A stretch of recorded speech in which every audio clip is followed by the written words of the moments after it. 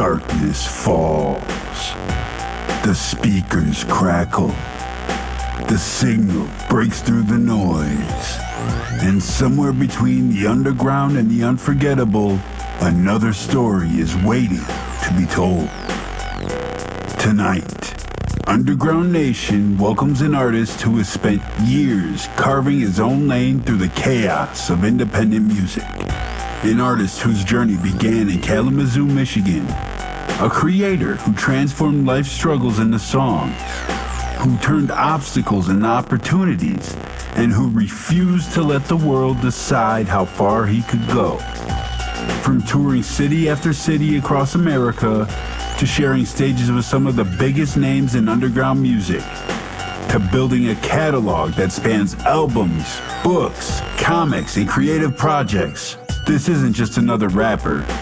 This is a storyteller, a survivor, a visionary, a self-proclaimed ghetto nerd with the heart of a grinder and the mindset of a creator.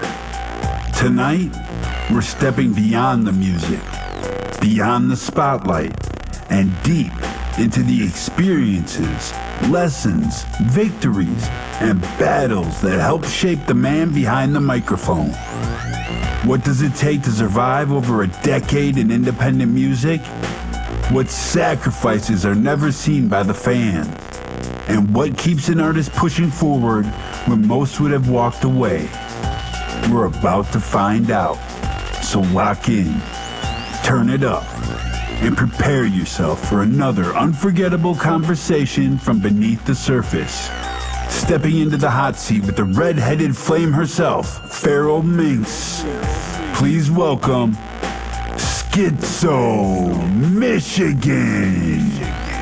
This is Underground Nation, where the underground refuses to stay buried.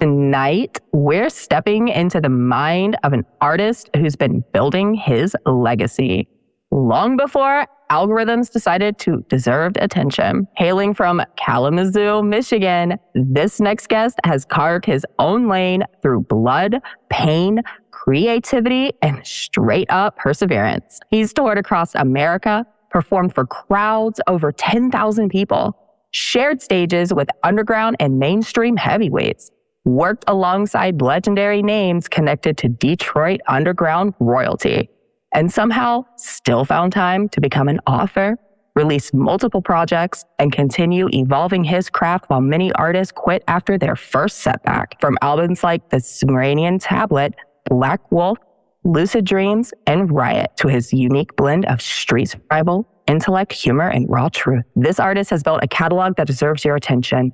Tonight, we're diving into the highs, the losses, the music industry politics, the business lessons, and what it truly takes to survive as an independent artist for over a decade. Underground Nation, meet the one and only Skitzo Michigan. I love that intro. Thank you. Absolutely, you deserve it. I mean, come on, legends only come around so often. Thank you. Sometimes you can't see the forest for the trees, you know what I'm saying? Because you're constantly doing the work, so you don't get to stop and smell any roses.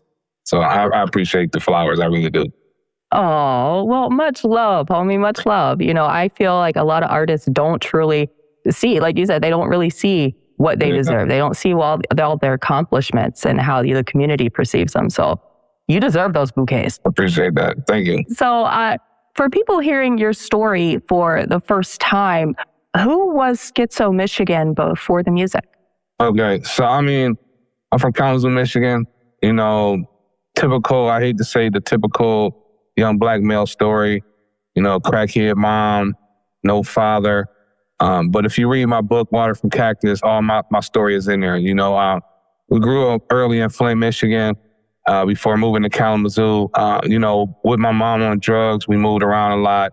We were in places that were unsafe. Unfortunately, I was a victim of a child predator when I was young. And, you know, I was victimized. But, you know, I learned to take, you know, some of those downtimes and make them my strengths. And I think, you know, when, like you said in the introduction, most people would have gave up. But if you know what I've been through, There's no give up in this DNA. I would have gave up a long time ago. No giving up. I'm a father. My main goal in my life is to make my grandmother proud. I watched her clean toilets. She was a janitor for 30 years to put food on the table. So I know what hard work looks like. I know what sacrifice looks like. And I don't want to disappoint her. And I'm still blessed to have her around. A lot of my friends don't have their grandmother. So I'm blessed to still have mine. So I'm blessed to have mine. Man. Yeah, I feel you. My grandma's still alive too. My grandma's still working too. Working. It's a blessing, man, when we got the OGs around to soak up some of their game. So for anybody listening, if your grandmother's still around, sit around and listen to those old stories, man. Go smoke you a joint or drink you a beer and sit there with her and just let her talk. Let him talk. Let your parents talk, man, and just soak it up. Man, that is so true. And, that's a lost art. There are so many stories and knowledge that we have right there in front of us, man. And nobody takes advantage of that. Y'all go sit your asses down with your elders and listen and learn a thing or two. Yes. Clock that T. So what was Kalamazoo like growing up for you? And how did your environment shape your mindset? So Kalamazoo, for most people who don't know, we are 194 miles from Detroit, 194 miles from Chicago. So we are in the middle of the drug pipeline of Chicago to Detroit. Oh. The crazy thing about Kalamazoo is that nobody who lives here is from here. Every time you talk to somebody, I'm from Gary, Indiana, I'm from Ben Harbor, I'm from Detroit, I'm from Chicago, but you've been living here 20 years. Nobody is from here. There's no natives? There's natives, but they don't claim it, right? Everybody's from somewhere else. It's funny. So it's just one of them places where it's hard to, as far as musically, it's hard to survive because there's no support to the underground scene. This is a city full of followers. The artists here mostly follow that Detroit sound. And I don't mean like the underground sound that I'm in, but like more of that drill rap, more, the Sada Baby style and T Grizzly style. And so they have no really culture of their own here. So it was very hard to find. Kalamazoo is a crazy blend. We got Pfizer and Upjohn, so we got 2 billionaires here.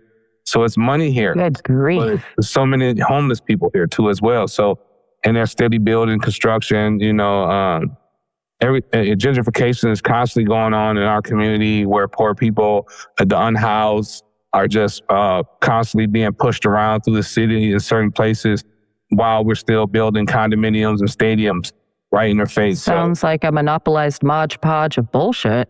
Yeah, it's a good reflection on what the whole world is as a whole, honestly. So it's you can get shot here. We have murders here 4 or 5 times a week. The city is small. That ain't target practice, people. It's not. And we're shooting each other. They're getting younger and younger. So you have those problems here. But yet, it's still vibes. We have a local farmers market community. We have a kind of a hippie community, underground community of people who really want to make the best, see the world. They have that, it might sound corny, but you want to make the world a better place mentality, fighting against the negativity. Yeah. So that's kind of Kalamazoo. That kind of sounds a lot like I'm in Florida, obviously. Okay. My closest town, actually, I live in BFE, man. I'm in the sticks. But the closest city to me is Gainesville. It's a college town, lots of hubbub up and coming. Florida is, I believe, the college. Florida. Yeah. But the college, UF dominates most of Florida. Absolutely. Yeah. But for it being a college town like that, you see a lot of poverty. You see all the construction, all of the, the shows. We have lots of events and this, the artisan community, that we have all of that. But then you have your homeless people, you have your vets, you have all of the, the not seen, the behind the scene type stuff, This is a worldwide problem. Yeah. Same thing in Gainesville, same thing in Kalamazoo. Yeah, it's sad, man. It's the world sad. is ghetto. But, it really does give you a different perspective when you see that young and you're growing up. It kind of really, really puts things in picture for you. And I feel that, that personally has made me really aware of how I interact with people in my environment, especially within doing business or just personal relationships, period. You always got to watch your six, man. You got to watch it. You got to make sure that, nobody, there ain't, the intentions, Yeah, and it shouldn't really be like that. You know, if it takes a village and the community surrounding you should be there to uplift and support those who they see.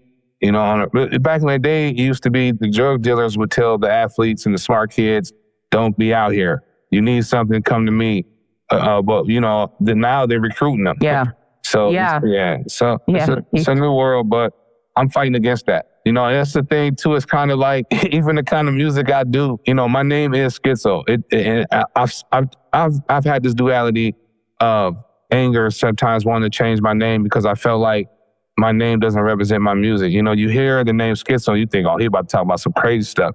But then when you hear my music, you know, it's content, it's intellectual, it's deep, it's going to make you think and move and feel something that energetic and it's timeless. So I wanted to change my name, but, you know, talking to people like Eshawn and Mastermind and Scum and Mars and so many people, you're just like, you know, don't change your name. It's about who make it famous first. And I'm just like, But I feel like with the music I do, you know, I do songs like Black Boy Lost. And I do kind of conscious ghetto music. You know, I'm a ghetto nerd. I feel like that has kept me from being signed with labels like Psychopathic because I got songs with Violent J. I done been to Violent J house. I done performed at Violent J house. I got songs with everybody. I mean, if you think about it, I got songs with Jelly Roll. I got songs with so many people, Mad Child, that I've done shows with, and they'll do music with me, but they won't give me that bump like that I've seen like them give, you know, Light and Ouija. It's like all Ouija needed was a push. At the beginning, he didn't have the support of the Juggalos like people think. And people notice, they won't say it, but the truth is, I remember being there at the beginning. But he forced himself on them. He worked so hard and he stayed so consistent that he forced these Juggalos like, oh, you don't like me? You're going to love me. Watch this. Right. Consistency is the key, though. It's the key. So I feel like because of some of the and because of me refusing to do some of the antics, refusing to do some of the crazy stuff online, say some of the crazy stuff, sometimes I feel like that has hindered me from getting these opportunities. Like I said, now, even though I know they love me, I performed on main stage. I wouldn't have been to Violent J house. He wouldn't have put me on a song. He wouldn't have put me in a video if he didn't, you know, if they didn't. But I've asked these people, I asked Jay, bro, why don't you just sign me? I've asked Scum, LS, I just straight up bluntly asked these people. So you've been to Psychopathic, LSP. Why don't you give me the opportunity? Why don't you just, you know, Scum has taken me on tour. Scum has gave me 2 tours. I'm like, that's my bro. So he has given me opportunities. But it's nothing like getting that hatchet opportunity. No. So do you really feel like changed my life? Do you really feel like just your name or the actual genre, the type, like who you are, the type of music, then you just, your consistency with staying true and not conforming, do you think that is hindering you, that is the problem of why you're not? I think it's part of it. I don't think it's the whole problem. So because it's a fine balance. Now, let me also say this. I don't want to say I sound appreciative because I'm very appreciative and there are a million people who would die to be where I'm at. And like you said, I've got here because I refuse to quit. I made it this far because I do have some talent, but I'm also a people person and I don't treat people like shit. A lot of what I've learned in this game is relationships, building relationships. People gotta like you. It ain't about your talent sometimes, but if promoters just want to hang out with you because they love you, you're good people, you're gonna get booked. So, that's one thing I learned. You can't treat people like assholes. You know, so I don't feel like my antics has kept me from getting the major push, but I do feel like this. So I remember when I first started doing back-to-back gatherings and I was getting bigger on stages from third stage to the second stage and I was on my way. Eshawn said something stupid about the Juggalos. And then I was touring with Eshawn. So I would have Juggalos walk by my table, see the Devil in the Moon sign on the RP or the Nodus and be like, I'm like, that don't have shit to do with me. Right? So yeah, this guilty by association. Yes, I've done a song with Buckshot, a video with Buckshot. Next thing you know, Juggalos don't like Buckshot. I'm like, what the fuck? Like I'm bringing everybody else down. Yeah, so I feel like I'm being like, and then with the Monstar thing, you know, Light's my brother. So we tried to create something that was going to be amazing, but then he fell out with Psychopath. So it's just like every time I'm never Like, it's not my fault, people. Like, I'm not. You fix it, Felix, in a world of Wreck-It Ralphs. Yes. I feel fix it, Felix, in a world of Wreck-It Ralphs. Thank you. Thank you. But yeah, so and like I said, I am very grateful because coming from where I come from, I'm just a fat, ashy kid from Kalamazoo. I remember my first gathering in 2011. I did 2 verses with Mastermind. That's all I was doing was 2 verses. I was a hype man. I was a hype man who didn't know nothing about. I didn't know who Kung Fu Vampire was. I didn't know who Dark Lotus was. It was so much I didn't know in 2011, right? That must have been so crazy. Yeah, just so to jumping come into from that to now, I've been on main stage. I got songs with Violent J. I'm blessed. I'm successful, and my kids and my family. I teach hip hop. My middle school kids, my students love me. I'm very grateful. But that is such a career. It's just everything, all of that, the whole path, with the kids and all of it. And to think that you started, as just a fat, ashy kid from Kalamazoo, Yes, that's my slogan right there. Oh my goodness. That's my slogan. Some artists wait to be discovered. Others step into the shadows and take their shot. Welcome to Mic Check Thursday, hosted by the host with the ghost, Bounceball Boogie. Every week, the boogeyman opens the gates, searching for the realest voices in the underground. No industry politics, no fake hype, just raw talent and honest feedback. Think you've got a hot track? For just 99 coins, submit your song and get 1 guaranteed play live. Get reviewed by Bounceball Boogie and the full panel of creatures from the Boogieverse. And if your sound hits different, you might earn something most artists never get: a personal invitation to a spotlight interview on the official Underground Nation podcast. This isn't a contest. This is a gateway to exposure, to community, to your next level. Join us live for Mic Check Thursday. Bring your track, bring your courage, and step into the Boogieverse. The Underground is watching. Are you ready to be heard? That's incredible, though. It really is. And for you to be able to take these lessons and to teach it on to the next generation, there's so many gatekeepers in the world. Yes. That's another thing, too. So many gatekeepers. And nepotism is something that listen, shout out to my brother Baglow, because I watched Baglow grind so hard in this game. I don't think there's a harder working person in this industry than Baglow. Shout out. This man, he does everything. He does lighting, sounds, mixing, recording, booking, carrying totes. Just come on, man. So, he channeled his Superman. I think he got that the Infinity Gauntlet. Something. And he got that Infinity Gauntlet, man. Shout out to Baglow, man. That's everything, homie. That's amazing. That is talent for real. Just to be able to juggle all of that and still keep your sanity. Yeah, that's. So there's so many people that I got love for, because there's so many people that have looked out for me. I mean, DJ Clay brought me to the studio and did a song with him. Love DJ Clay. So it's like... love for DJ Clay. I got a song coming out. I got a video and a song with Jamie Madrox from Twisted. That's about to drop. I got a song with Bizarre that's about to drop. I got a song with Brother Lynch Hunt that's about to drop. And a video with Brother Lynch Hunt. So hold on, I ain't even got my notepad over here. You just sitting there over there giving me all this unreleased stuff. You are busy. What are you doing in your downtime? All done. But because of situations like with Monstar, I felt like my career was kind of on hold. Right. And because, you can't move a certain way. But then you get to a certain point where it's like, look, I got to eat. I can't really sit around. If I'm a grown man, I'm waiting on another grown man to feed me, I'm a bitch. I feel like I'm just, who am I to sit around? When I can bring something to the table, I can eat. So, and a lot of people is even right now, are you still with Monstar? It's obviously I'm not. It's still good terms, but, I just can't, I just want to also want the people around me to be leaders too. I want to be around a team of strong people. So what if I fall off or something happened to me, somebody can reach down and pick me up. I don't want to be king of the hill. Facts. Networking and connecting. Y'all really don't understand the depth of that.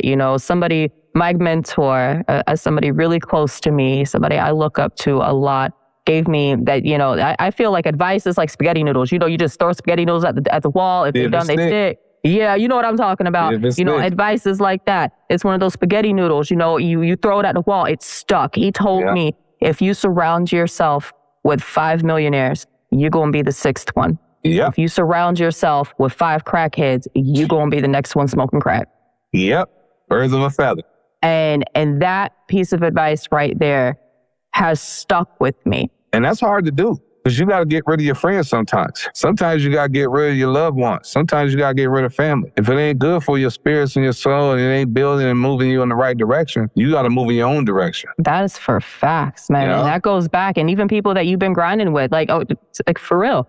You've been grinding for over a decade. You know, what kept you going while watching others split and some of those splits coming from yourself too. And I don't want this to sound... this ain't sounding. This is straight from the heart, man. Straight from the heart. Yeah, well, honestly, I just feel like can't nobody in the scene out-rap me. I feel like I'm just be honest. That's the like heart. If you ever see me on stage, you don't want to go after me. You got to be like Tech Nine, or you got to be the Clowns. You got to be somebody like that to go after me. I don't want to come after you, homie. I just want to smoke one with you.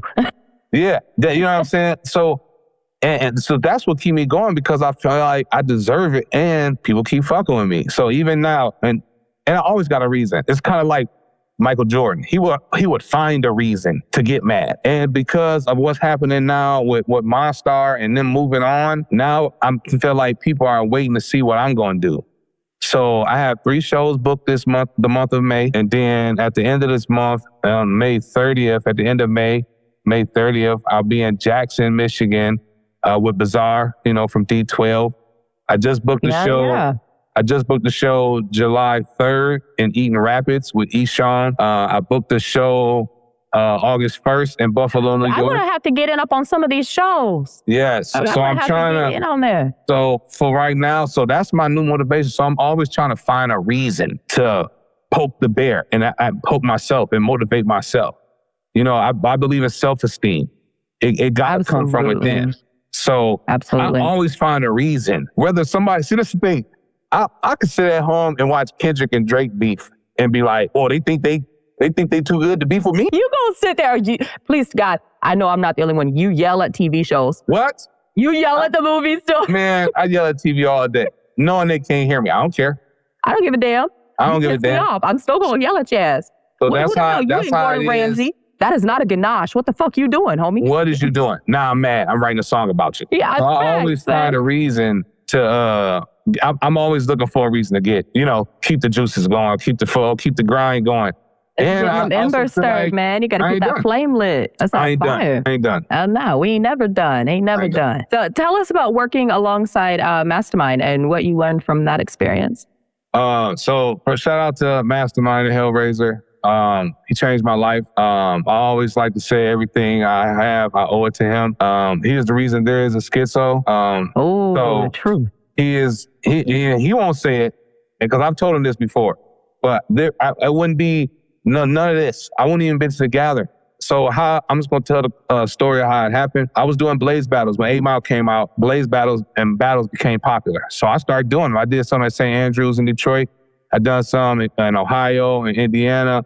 I was going all around battling MCs and I was winning. And promoter saw me and was like, hey, I'm booking Mastermind from Detroit. Do you know who he is? And I'm thinking to myself, I grew up on Dayton Family, Breed, Nodis, The Golden, Red Tape. I grew up on Eshawn. Like, have I heard of him? He's a fucking, in my era, at least where I'm from, in my house with my brothers, he's a fucking god. Like, I can spit his verse, pop, pop, word for word. That's a Didi. The sun just opened. Oh. So I said, hell yeah. So he gave me $150 for the show to perform.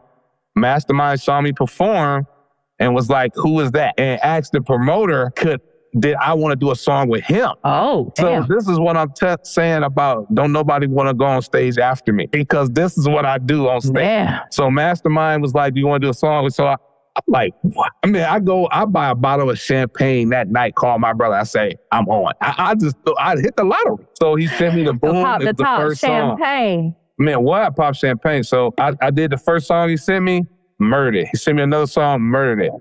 He was like, let's do an EP. We halfway through the EP, he like, now mind you, I'm spending all my own money, coming out of my own pocket.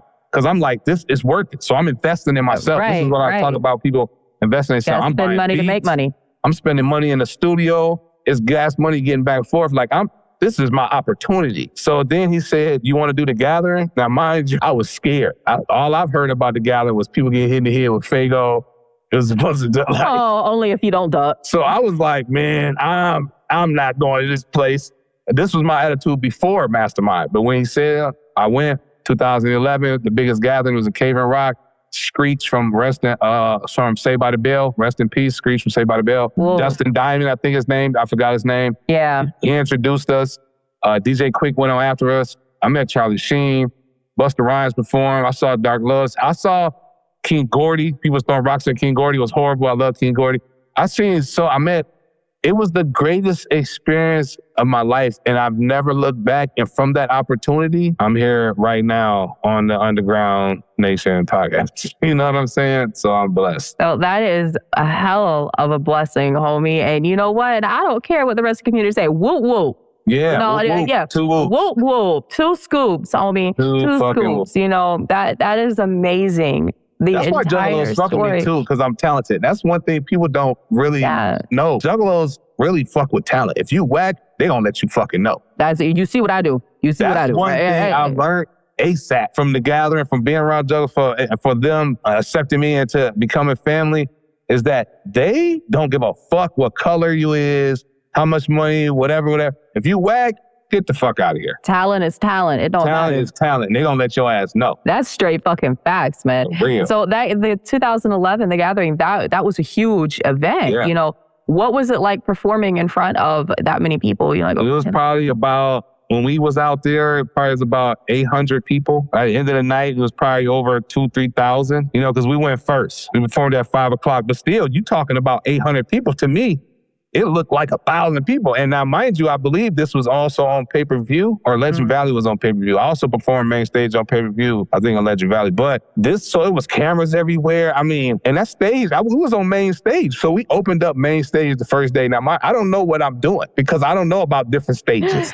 Oh, no. I don't know different stages. I don't know. I'm thinking this is normal. I'm thinking everybody get introduced by Screech. I'm thinking everybody get to hang out with DJ Quick, Cottonmouth Kings backstage, and you just went there winging it, just like you fit in. Thinking this is normal. It wasn't, of course, but I'm with Mastermind, the fucking legend. So, you know, he blessed me. I remember performing with Mastermind a couple times. First couple times, I couldn't do nothing but stare at him on stage. He had to kind of coach me, like, hey, stop looking at me. You with me now? You're not in the crowd no more. Quit being weird, bro. You're being weird, bro. I'm sitting there I'm a fan. I'm on stage like... You're all fangirl and shit. Yeah. You know, so for the first couple shows, that's how it was. But then I got comfortable. We went on tour, Raised from Hell tour with Scum and Smalls. It was my first tour. 18 shows, 21 days. I got $50 a show. I was super geeked. Oh, yeah. It was the best time of my life. And coming from where I come, Fast, your kid from Kalamazoo, on tour, it changed my life. Because now, when I came back home, I wasn't just Skitzo. I was, oh yeah, hey, that's Skitzo right there. Hey, right there, you know who that is? That's Skitzo. That really set me apart because now I'm in Seattle where people don't know me. And when I leave, they like, yo, you fucking dope. Can I buy some of your merch? I need a CD. Now I got people. And so tour was like, it separated you, you know? It separates you. Touring is a different experience. It is, you know, man. especially when you get all of that fame and notoriety and all of that clout from everywhere else. And then you come back home and you just regular old Fix It Felix. Yeah. You know, my kids don't give a fuck. I know, right? You ain't nobody. They don't give a damn. That toilet still need to be clogged, you know. They still got something in there. They hate when we go out. I got to stop and talk to people, though. Yeah. So, I mean, speaking of tours and everything, you completed a 53-city tour in 58 days. Yeah, how you know about that?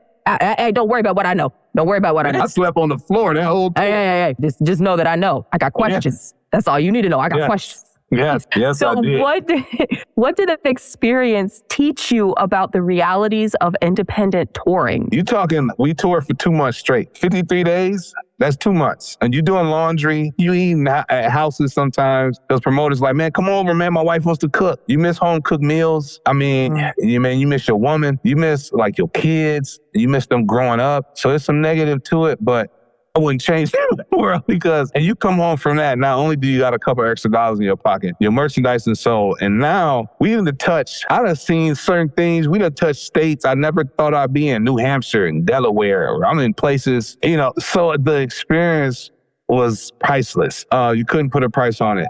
And I slept on the floor. That's the thing people don't understand too. Like at this point still, I'm on the grind. Now I'm getting $100 a show. So 53 shows, $100 plus my merchandise. And I'm being smart. Now I'm figuring out budgeting because now I'm touring with artists who are getting, almost $1,000 a show, a couple $100. Like they're making more money. So they can live a little different. So I'm watching a lot more luxury. You know what I'm saying? So I had to really know my role, play my position, be a good soldier until it was my time, and that's what I was doing on those tours. I was earning my stripes, earning my keep, paying my dues, and, being a good soldier until it was time for me to step out front, So that tour, it was grueling. Like you said, 53 shows. That's a lot of openers. And that's another thing too, when you're in my position, you at the merch table when the door is open. So I'm hearing 10 openers, sometimes 5 to 10 openers every night. And I'm hanging out with them because I'm building bridges. I'm connecting. Networking and connecting. So I met over 1,000 rappers. Honestly.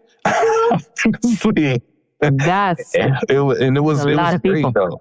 It was great. That is amazing. That's wild you brought that up, though. Yeah, that was wild. Don't be worrying about that. See, that's my job. That's my job. That was great. Networking and connecting. We got to do some spelunking. I wouldn't be able to do any of it. Yeah.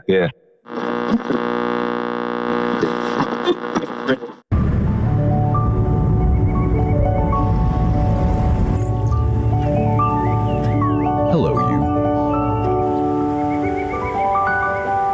Hello, new. Hello, early. Hello, pump, push. Hello, energy, effort. Hello, movement. Hello, goals and real swole, the best you've ever looked. Hello, PRs and PBs. Goodbye, couch sitting and TV, or tired and groggy, lackluster and foggy. Instead, say hello to a new version of you. And say hello to Make Wellness, to see what you really can do.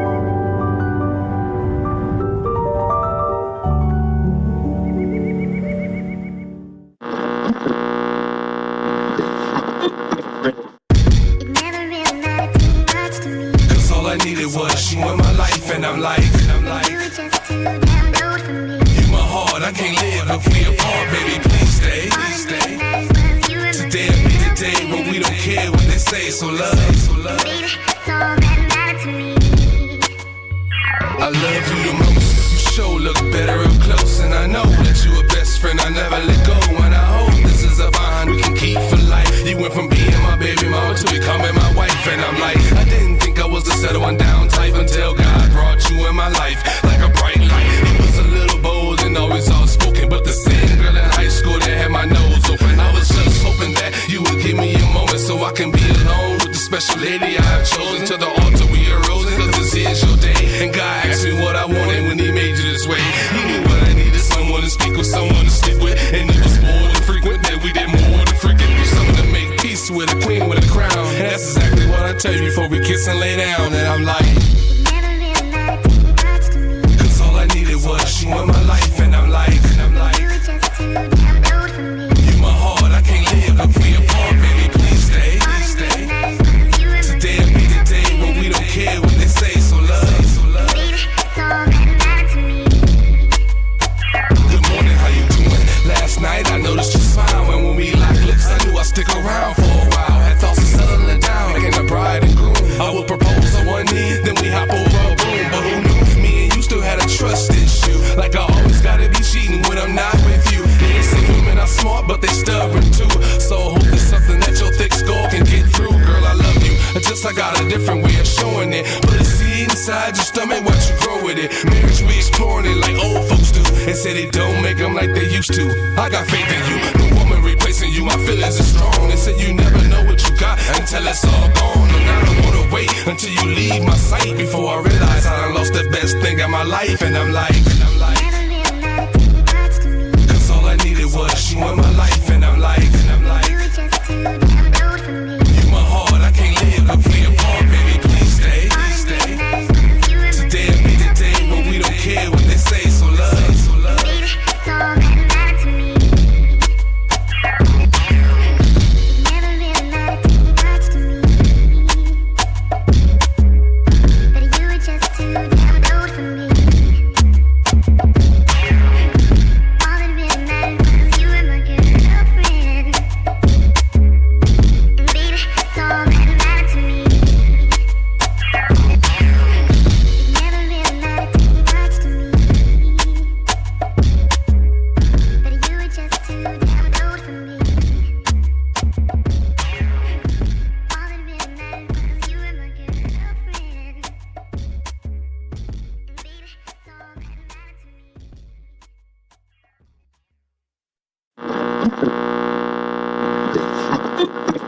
That honestly, seriously, no, I mean, networking and connecting is one of the biggest things. Yes. And I truly feel like a lot of up and coming artists take that for granted.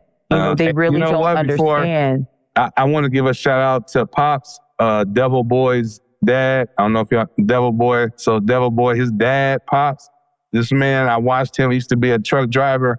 I watched him drive from Manchester, New Hampshire to Springfield, Missouri. That's a 24-hour drive straight nonstop. Good God Almighty, that was a lot of caffeine. Yeah, you know. And a whole pack of cigarettes. Pop smoking. Bless America, Pop. Whoop, Shout out to Pops, man. I'll never forget that. That happened on that tour. That was a story from that tour. I got some other stories, but I'm not saying none of them. Oh, we have time later. Trust and believe. We have time. I would love to sit down and like I said, we can smoke a turkey leg. And, we can smoke a turkey leg. We'll talk about it. Absolutely, man. Absolutely. Fucking A. I love it. What was your biggest I made it moment? Yeah, I don't think it happened yet. Oh, shit. I mean, well, you ain't lying. You got big ass damn dreams. Yeah, I don't think it's happened yet. I mean, I've had some moments. So I remember I had a moment where so there has been one moment where I felt like, damn, I'm somebody. Jelly Roll, this when he was still rapping, he was performing here in Kalamazoo. And I went to the show. I'm just standing, and then at the end, before he did Goodnight Shirley, he called me on stage. He said, can I get my brother Skitzo up here on stage? And when that happened, I didn't even know, I had no idea he even knew who I was. So when he said that, I looked at him and I was just like, first thing I did, I handed my boy my phone. I said, record this. So I got it on film. And I went up there and I performed the song with him on stage. And then we hugged it up after that. But yeah, it was really, really like a moment where I was like, damn, like, okay. That was a good moment for me. Shot Power Dice from Critical Bill.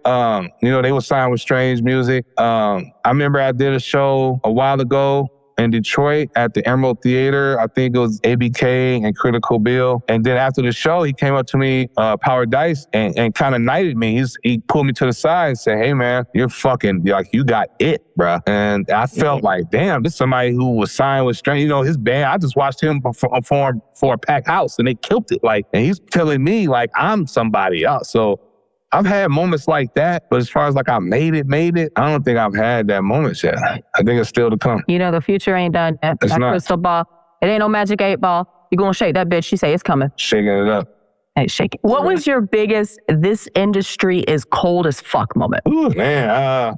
You know what I'm talking about. I mean, I will say it's a lot of who you know. I'm not going to say like this was one of those moments, but I remember, so this is when I first started doing where I had a moment with a person in the industry that kind of rubbed me the wrong way. So I was, I had just started doing tours and shows with Eshawn. So my buzz was growing. People was knowing me, whatever. So I went to check out ABK show. I'm just hanging out.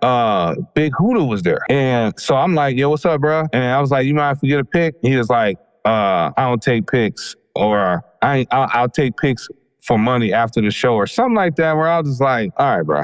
And, and I've always seen him around, and I've like tried to acknowledge him just to say what up. Like, hey, bro, I know you awesome Dre brother. Your brother is a legend, bro. Like, you know, you got this opportunity with Psychopathic. Shit, you black. Ain't too many black artists. Let's connect. Like, I'm trying to build. You the only, you know, it's like, we got to, you know, pull each other up. So I'm like, I'm trying to help. And, But so that shit happens. I mean, also too, like I said, I've asked these people, I've asked Violent J, bro, why don't you sign me? I asked Scum, why don't you sign me?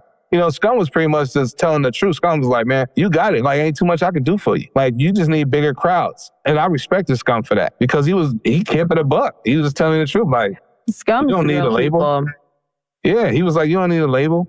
But with Jay, he was just like, man, I'm done rapping, man. I'm rich and I'm done. I'm just like, bruh, I get it, you done. But I wanted to bring the kids to it because I teach at a school and I work with kids.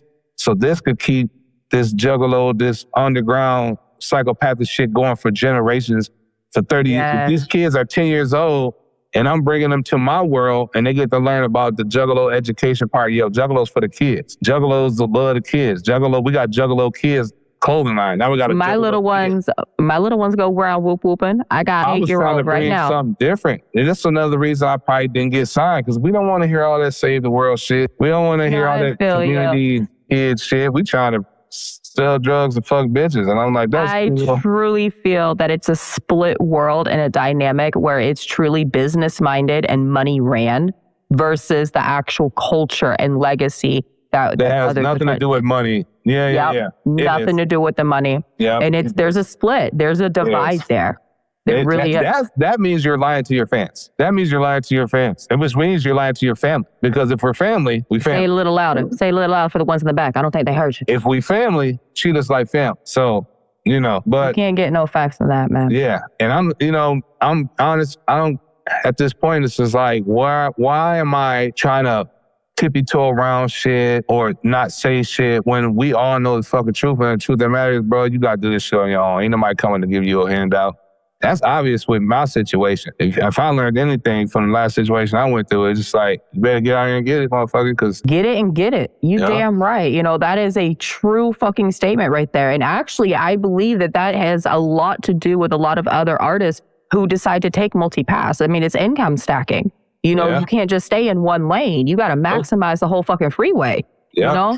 So, I mean, this is, again, comes into, you know, the author. You know, you're an author. How did writing books enter this fucking freeway? Shout out to the homie, Mike Shepard. He wrote the book for Project Born. And, you know, Frank Nitty and Poke Frost, them like brothers to me. I just sat down with them. Whoop, whoop.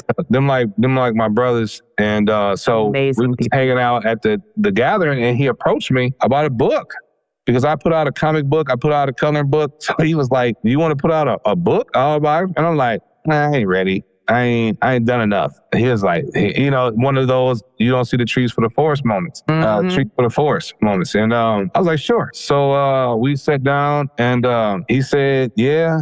And it took us about 1.5 years, and it came out. I'm glad I did it because that's another thing that separated me from a lot of artists. You know, in the comic book, I put out a comic book in 2011. Like, nobody had a comic book out like that about them. And I did that with my school money. But the book was more about leaving a legacy for after I'm gone. You know, when this music shit passes, I feel like the internet will die out. You know, 8-tracks died, records died, tapes died, CDs died. So, you know, everybody's streaming. Streaming's going to die.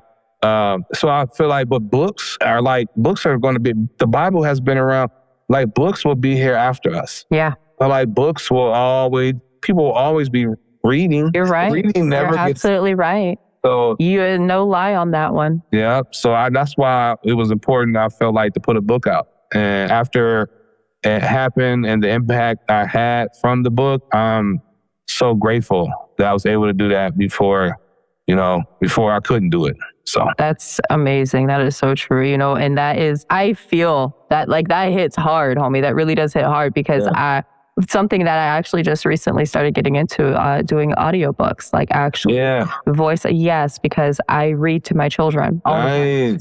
Every night.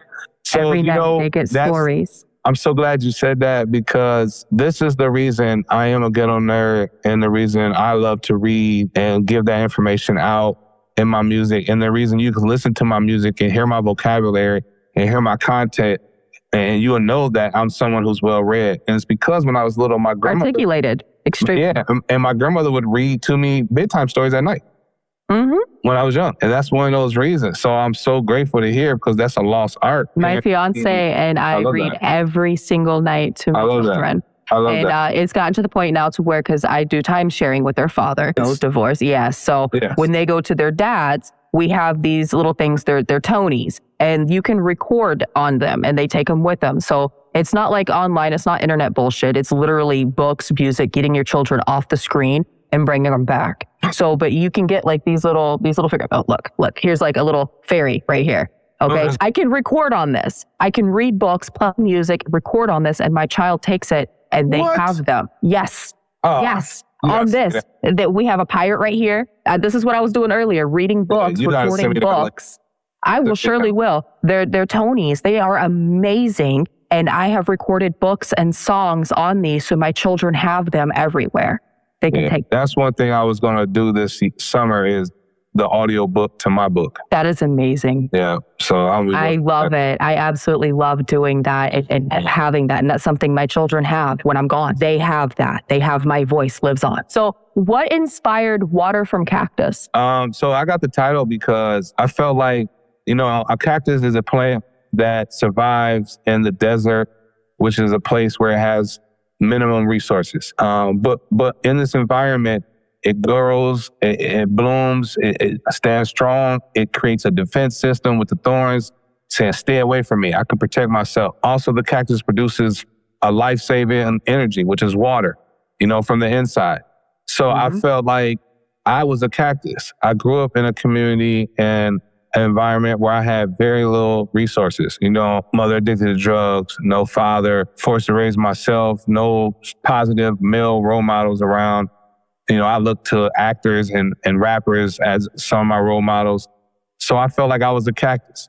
I felt like I had grew these thorns, which was my exterior postures, my demeanor, my introvertness of thorns to keep you away from me. But on the inside, I had this empathy for, the less fortunate, kids with disabilities. That's why I work with, children from broken homes, because I'm that child. So I was the cactus. So that's why I got the title Water from Cactus, because I feel like that was me. I am like a cactus. Homie, we just vibing on a whole nother level, because I just literally, I have autistic kids. I have kids on the spectrum. I have two of my kids are autistic. I am an advocate, a very, very big advocate for neurodivergent children and the neurodivergent community. Specifically. Yes. So 3.5 years, I worked for a company down here where I was in a classroom where I worked with kids on all types of behavioral issues. Not just that, you talking 3 adults, 7 kids Goodness. To a room. That's how much attention these kids needed on a consistent basis. Oh yeah. I was responsible for certain kids. And what would break my heart, because these, some of these kids who were on the spectrum, they would have family members who would abuse them, and they would come to school and tell me stories. And I'd be ready to go to their house and punch their brothers or punch their uncle. I'm like, what? Really? Mm-hmm. So, I developed, which was already a soft spot in my heart for some of these kids and what they go through. And so, that's all. Be kind, people. Yeah. The biggest message you can get out of it is to be kind. Because you don't understand. Be kind. And those are amazing you catch souls. More with honey than you do with or something like that. So, Yeah, the different perspective. If y'all just take the time to try and see the world from their eyes, you would be amazed at the wonder. How funny they are. Yes, they are. Yeah. Oh, yeah. I got a story. We're going to have to sit down. We'll definitely sit down later and get out. Yeah, that's right. Absolutely. There's this world beneath the surface, a place where raw talent lives, where voices go unheard until now. Welcome to Underground Nation, the home of the unheard. the stage for the next wave. The movement where artists, entrepreneurs, and creators rise from the shadows and take their place in the spotlight. Head over to underground-nation.com, download the app today, and step inside the experience. Dive into exclusive news articles, unfiltered reviews, powerful podcasts, and a full collection of magazine issues showcasing talent from across the globe. Discover your next favorite artist before the world catches on.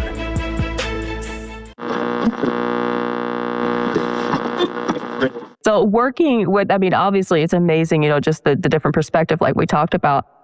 Do you eventually see yourself building a larger universe around your books and music and teachings? Yeah. So this summer I'm partnering with the Boys and Girls Club. Amazing. So I teach hip hop in middle school. I created a curriculum called Self-Exploration Through Hip Hop, where I teach middle school kids currently how to deal with bullying, social emotional issues, how to just find their voice, find the courage, be brave.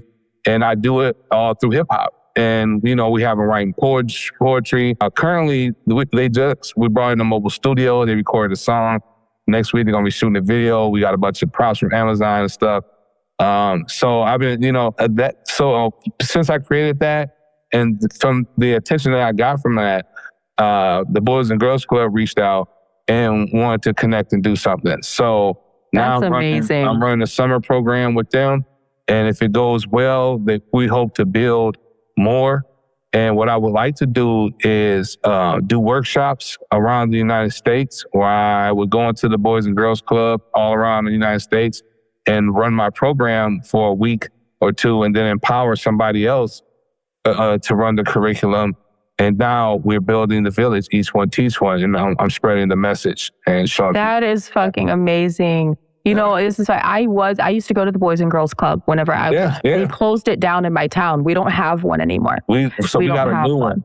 Yeah, we just fortunate enough to get a new one. And, I'm fortunate enough to be able to do what I do there. And I'm hoping, I'm not going to say I'm hoping, I'm going to build something for these kids to get involved with. You're trying, you're doing. Yeah, I'm doing. You're doing it. I'm doing it. So what's your personal favorite project you've released? And why? I'm not an artist who everything I do. Because, when I'm driving, I got my shuffle, my Apple Music is on shuffle. Some of my songs come on, I skip them. It's not that I don't like them, but my favorite album, I would say to date, would be the Orthis, the first Orthis EP. And for me, it's because I had so much to prove in that moment. Because it was my first EP with Mastermind, and it was my out the gate party, and I was hungry. My hit game was crazy. And not saying that it wasn't, because the Butterfly Effect album is probably one of the Black Wolf albums as well.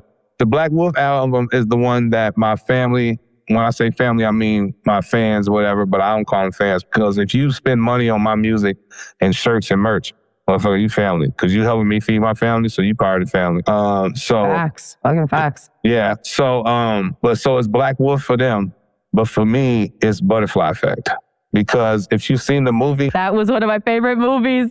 So the whole concept behind that album, the whole concept behind that album is I rewrote my life with a pen and pad, like he kind of did. So that, it's about, That is crazy. That's the first thing I thought of when I was literally with your album. That's the first thing that hit my mind was that movie. First thing. Yeah, that's where I got it from. That's crazy. That is absolutely crazy. Which project do you think deserved way more attention than it received? My last one, Trevon, but I understood why I didn't get a lot of attention. It was very personal. It wasn't like a fan album. That's why I named it Trevon. That's why my name on this is Trevon. Now, I'm trying to, just be me. And it's hard to do that after you got a brand, after you branded yourself. That's hard. I mean, I am Skitzo. You ain't running away from that. Okay. When that music turn on, but this is an interview, so when the music turn on, I'm on that stage, I'm in the studio. Yeah, that's Skitzo. But this right here, this Trevon. You know what I'm saying? Yeah, we just sitting and chilling. This is organic. This is who I am, and I want people to get to know me. And, you know, I want the people that watch this interview to also know, like, I'm pure and I'm genuine. And I'm not an artist that's like, you know, buy my stuff. And this is a front for people to go buy his shit now. Yeah. I've seen that, man. And man, if y'all buy his shit, good. Thank you for supporting. If you can't afford it, don't put yourself out. Don't do it. But it's also, you know, I'm giving you everything I got.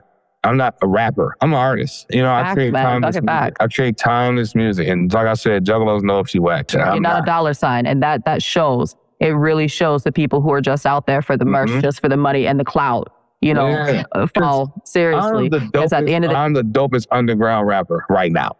I don't know nobody. There's some good ones. There are some good ones. But bar for bar, come on. Well, that's a challenge. That sounds like an open challenge. I challenge any of you other artists. Let me hear. We're going to do this. Let's see. He's the dopest. He's the dopest one right there. Got the dopest bars around. Let's hit it out. Oh, y'all think y'all got it? Hit me up. Let's make this happen. I'm calling it right now. I'm saying it right now. Open challenge. Bring it. I'm feeling myself right now. We're feeling ourselves. Let's go. No, we going. Do you think independent artists focus too much on streams and not enough on ownership? Yeah. I mean, for the most part. But with the times changing, I think a lot of underground artists' mentality is changing and they want ownership.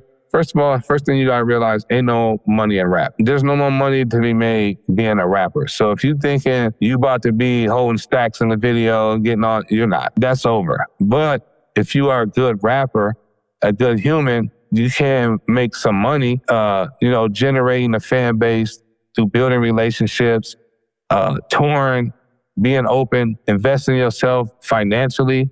That means maybe paying to get on the tour, boosting some streams online, the quality of your video and your music, spending the money on the mix downs, putting yourself in positions, traveling, getting outside the city. And that takes time. You know, you got to put maybe a year or two, maybe 2 or 3. But like I said, I'm someone who's been doing this since 2011. You know, I felt like since 2011 when I haven't really, because I was still like a hype man for the first couple of years, but I just felt like that year was when my eyes were open to the opportunities that I had, because I saw so many people like Kung Fu Vampire, Potluck on an underground level doing it and not needing really like this mainstream buzz. And I was like, oh, it could be done. If you're just a good person, you got good music and you just be who you are. That's what I kind of learned from, like I said, Potluck. So that's why I'm able to really survive this long. You know, and that is so fucking hard, man. And nobody does that anymore. It's like everybody is fighting, staying true to themselves or conforming to the masses. You know, there is no middle ground. And especially financially, you're absolutely right. You know, it's difficult. You're not going to make it. You're not. You better know that right now. You're not going to be the next millionaire spitting tracks. It ain't gonna fucking happen, homie. Is so important. You want to own your name, own your brand. So when you do putting out your CDs and your books, your T-shirts, your socks, whatever you choose the brand, you get that brand. You can stick it on everything. Income stack that shit. Multiple revenues. Don't keep all them eggs in one basket. You got to sit there and spread that and keep them all going. And know that it's a harder road that way too. That is fucking facts right there, man. Yeah. Do you think some artists blame lack of support, when the real issue is just inconsistent work ethic, just laziness? It can be both. If you're in an environment and you choose to stay, like if I chose to stay in Kalamazoo and not try to thrive outside, that would be on me, all right? But there is more rappers than fans at this point in the world. You ain't a lot. Spotify told me that shit. I looked at the numbers on that one. It's way more rappers than fans. So it could be a combination of both. There'll be a lack of support. So yeah. Both. Yeah, I was like, did you know there's over 8 million rappers on Spotify? Yeah, I believe it. I believe, and that's just rappers. That's just rapper. 8 million. That's crazy. Yeah. So, when I meet people, I don't even tell them I'm a rapper. I let them find out on their own. Because I feel like it doesn't have the same pop like it used to, telling people like, yeah, I rap. Now you tell somebody you rap, it's just like, oh, my cousin rap. Yeah, I feel, yeah. So it ain't the same. But yeah. It does not. Same thing with DJing. I feel the same thing on DJing. They're like, oh, you a DJ? The 2020, man, COVID really fucked a lot of people on that one. Everybody. Yeah. Now everybody think they can push a couple buttons and spin something, and now they a DJ. Yeah. Now get the fuck out of here, man. Yep. You ain't lying. Plug in your laptop.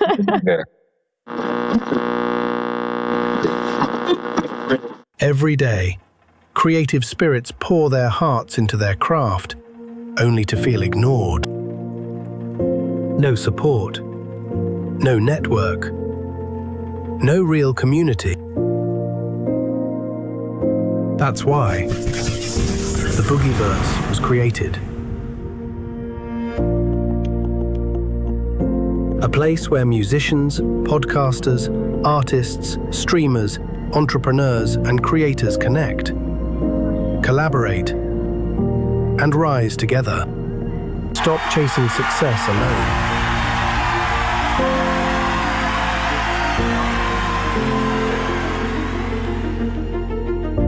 Join the Boogieverse Discord today, where creative spirits build each other up to greatness.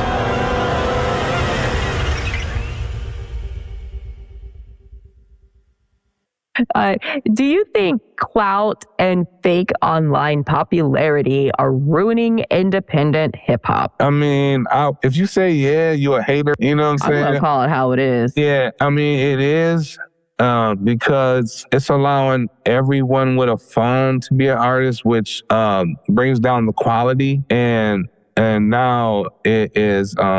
it's not as important to be an artist with talent as much as it is to be an artist with likes and comments. Going viral. So if you got 1 million views on a video, it don't mean the video good. It just means you got 1 million views. It don't mean the music is good. But in today's world, it equates to attention equates to likes and money and social currency. Yeah, it's a social currency out here. So, it's a double-edged sword. You either can get on board or you can sit on the sideline and complain. That's the problem. People be paying for views. I refuse to do that. My following is not that big, but I get booked. I know people who got way more followers than me. I look at their Spotify. They got way bigger Spotify numbers than me, but they're not getting booked. I'm steady doing verses. Yeah. I'm steady getting booked. I'm steady doing shows. I'm steady traveling. People still buying books and hoodies and T-shirts. So I don't care, about these numbers. I understand that I keep putting out quality and being a quality human being, and the universe will reward me. So that's true. That is facts right there. And honestly, that's why I said I'm going to be straight up honest. I mean, there ain't this. You sitting down with me, there is no filter, okay? Yeah, we are the flame that does not get put out, okay? Yeah, exactly. So, for real. I think this shit's been there from day one. Yeah. I believe clout and fake popularity has been ruining and been there from day one because that's part of the gimmick. If you don't have the glitz and the glitter and the glam, you're not going to get anything. The only thing that online has done now has made it super easy to do that. Yeah. Now it is so stupid simple where anybody can pick up a phone. Anybody can make a little freaking Macarena 30-second dance and go viral. Yeah. And not have a damn lick of talent. Yeah. And not have a lick of fucking talent about you. No, you're right. You're right. That's it right there in a nutshell. Yeah. I mean, it's no different than AI. You have to fight with AI now. Now it's not just, talentless, booty shakers. Yeah. Now you got AI people. Yeah. So what do you feel on AI? Fake artists. I don't like AI. I mean, so what's crazy about that is I teach tech smart as well as I do hip hop. So I teach coding, 3D printing, and things like that to my students as well. Half the day this, half the day that. But I do not like it because it is taken away from talented people. We ain't gonna have no rappers and singers or actors in the future because with AI, you can just, hey, chat, write me a rap, and it'll write you a whole song. And I don't like that as a writer. I don't, that creativity. It's already the cell phones is dumbing us down. I used to say smartphones dumb people. So, and now with AI, it sucks, man. But at the same time, as an artist, I can go in here and say, hey, chat, I need a flyer with me and Bazaar and put 2 pictures in and give me a dope flyer. It is a catch-22, man, a double-bladed sword. It can be used properly and be a true asset. I use it, in my daily stuff. I do.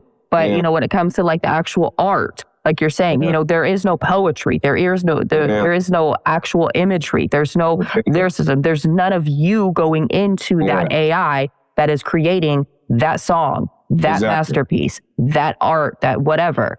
That is a fucking robot. That is not an artist. That is not an individual with talent. Yeah. And what pisses me off about it is when you have those people who claim that they're artists because they pressed a couple buttons and had chat, make a song for them. Yep. I hate it. I'm not a fan of it in that aspect. I gotta be honest. Yeah.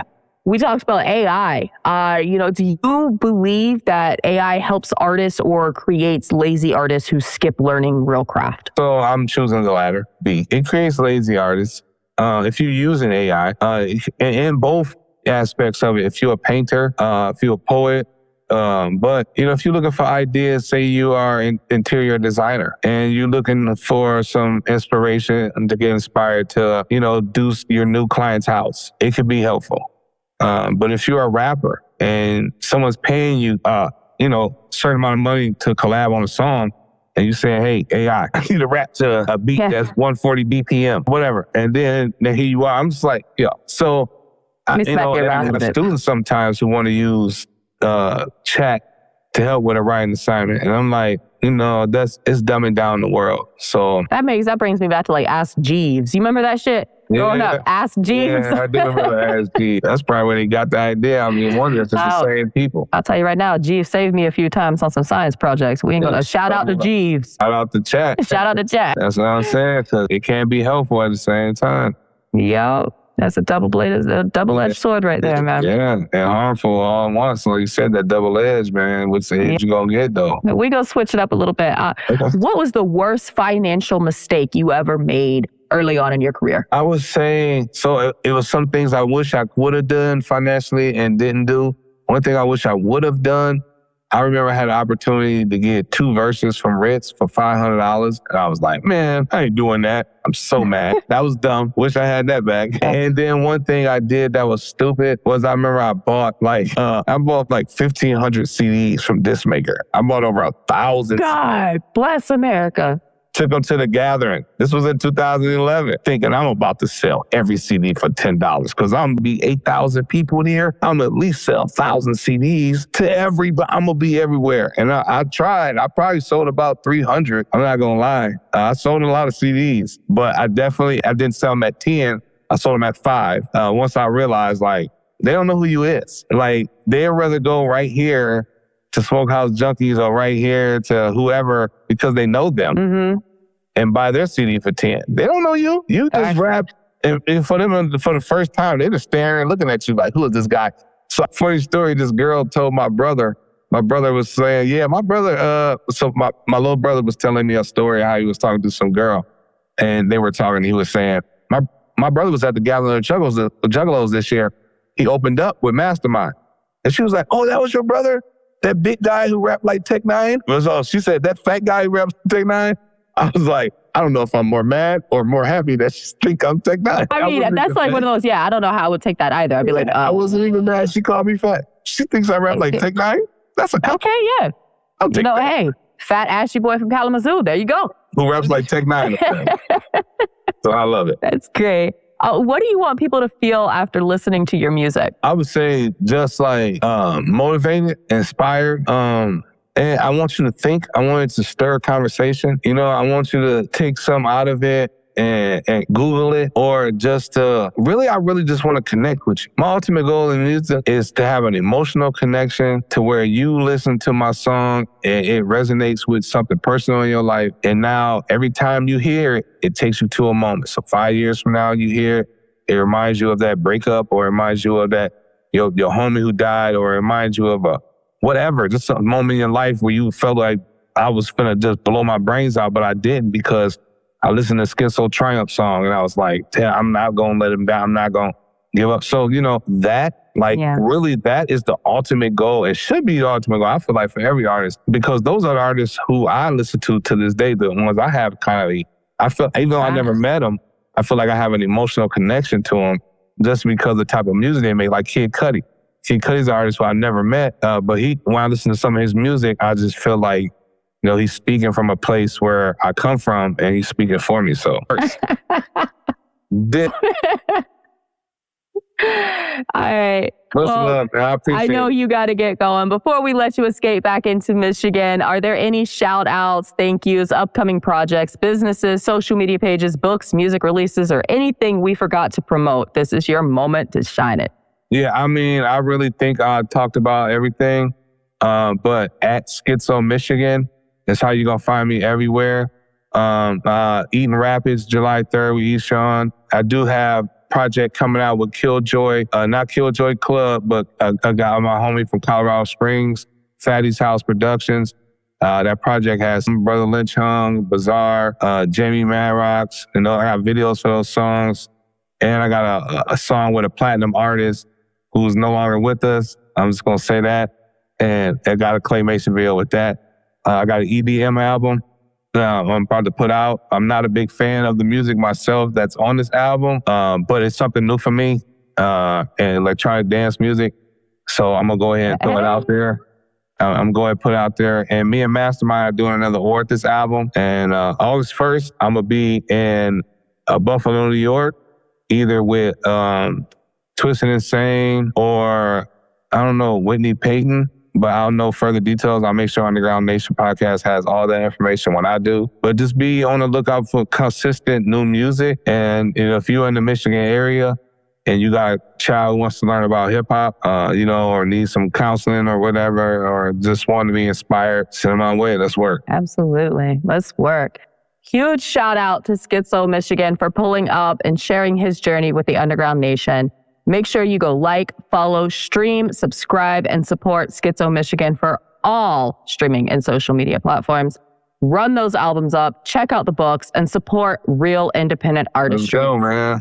And if you enjoyed this conversation, visit underground-nation.com to discover more incredible artists making noise underneath the surface. And if you're an artist or entrepreneur and you'd like to be featured on Underground Nation, send your information to ugnpodcast@gmail.com. Until next time, this is your redheaded flame, the chaos creator. We don't chase the mainstream. Nope. We expose what the mainstream overlooked. That's Y'all right. stay feral. Much love. I appreciate that. That's dope. Much love, man.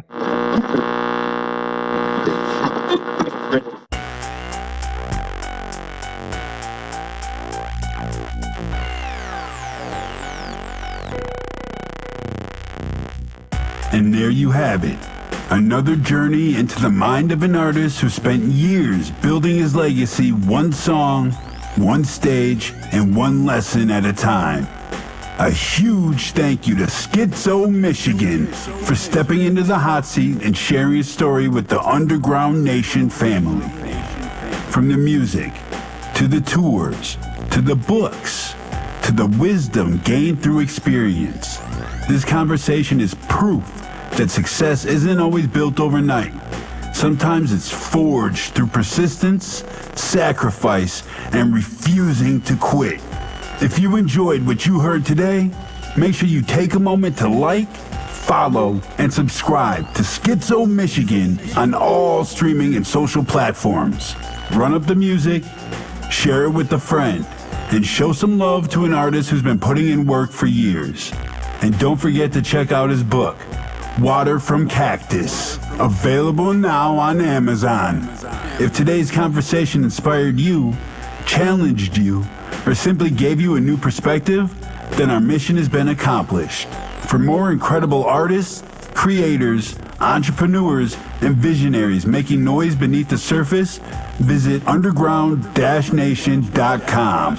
And while you're there, download the Underground Nation app today. Available now on the Google Play Store. Apple Store release coming soon. Are you an artist looking to get your music heard? Do you have a story worth sharing? Do you want to be featured on an upcoming episode of Underground Nation? Submit your music and information today at ugnpodcast@gmail.com. Until next time, keep your eyes open, keep your ears to the underground, and remember, the mainstream follows trends. Underground Nation discovers legends. We'll see you beneath the surface.